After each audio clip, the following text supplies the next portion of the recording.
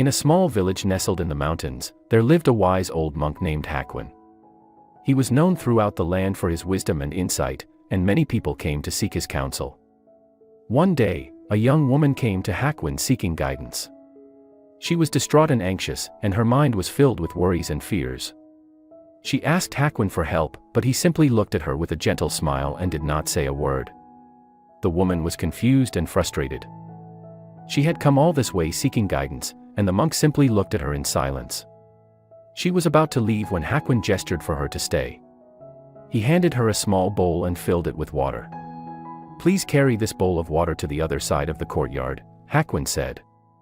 The woman looked at him with confusion, but she took the bowl and walked across the courtyard. When she reached the other side, she turned back to Hakwin, wondering what this exercise was supposed to teach her. Hakwin then gestured for her to walk back across the courtyard with the bowl. As she walked, she watched the water in the bowl sloshing back and forth, and she focused on keeping the water from spilling. When she reached the other side, Hakwin asked her, "What did you notice?" The woman replied, "I was careful not to spill the water." Hakwin nodded and smiled. "Good. Now carry the bowl of water back and forth across the courtyard again, but this time, do it without thinking about the water."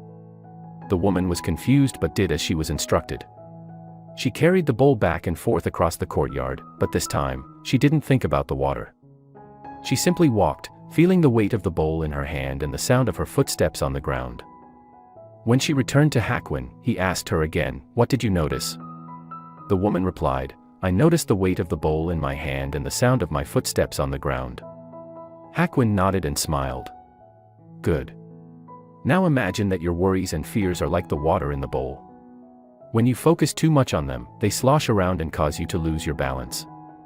But when you don't focus on them, they become like the weight of the bowl in your hand, something that you are aware of but not consumed by."